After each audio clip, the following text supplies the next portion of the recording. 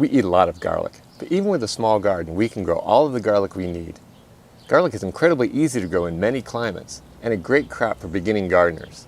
Today I'll share how we grow garlic from clove to bulb.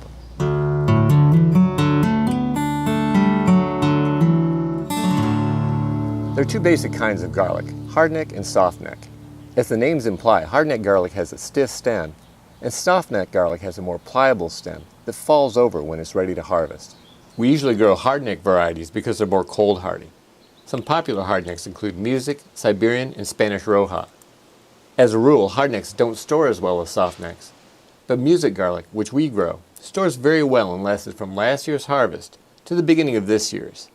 Hardneck garlic is typically planted in the fall. Softneck garlic is what you usually find in grocery stores.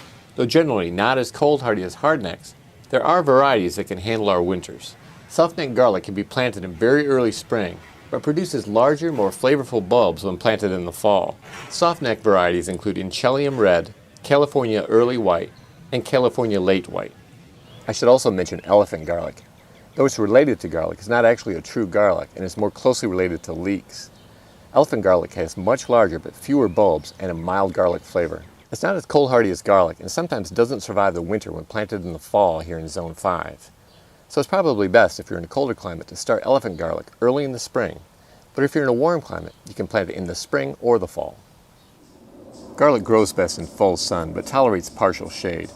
It prefers fertile, well-drained soil with plenty of compost and a pH between 6 and 7.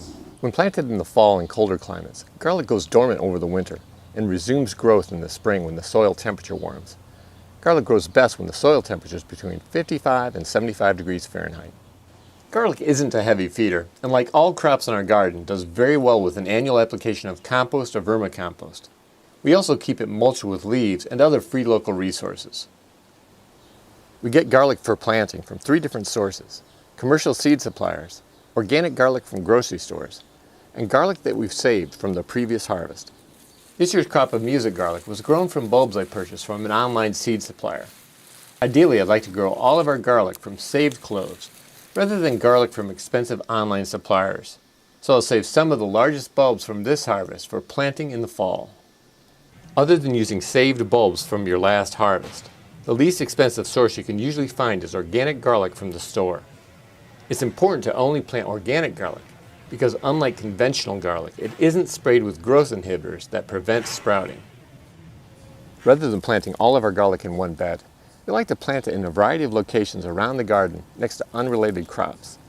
This makes it more difficult for pests to find their desired crops, and it reduces disease issues that are more common in monoculture beds. In addition, we practice crop rotation, and we don't plant garlic in the same exact location where we planted it or other onion-related crops like onions, leeks, and shallots over the past couple of years.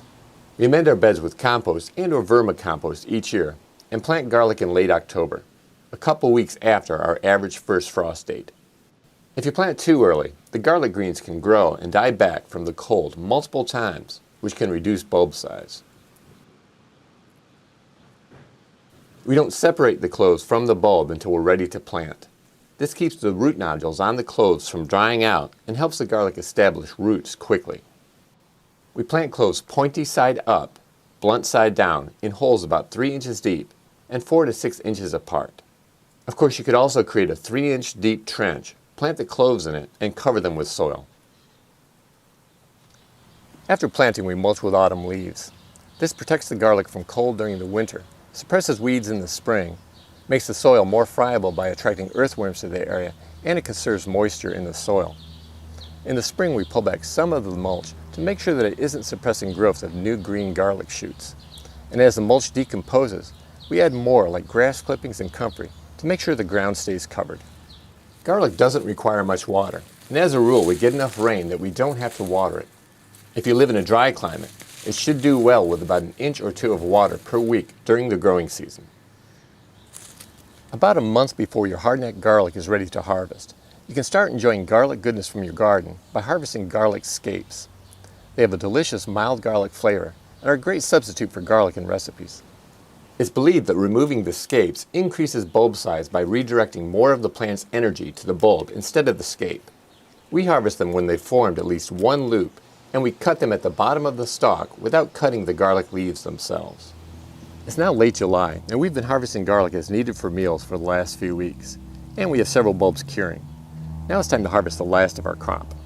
You know, softneck garlic is ready to harvest when the top flops over, and hardneck is ready when at least a few of the leaves have turned yellow. This hardneck music garlic is definitely ready to harvest. We usually start harvesting garlic in early July, and we finish in late July. Garlic should be picked on a dry day, and it's best to stop watering a couple weeks before harvesting.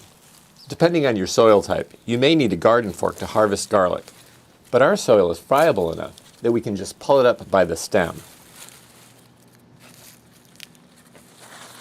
Now that we've harvested the garlic, it's time to cure it. The curing process prepares garlic for storage.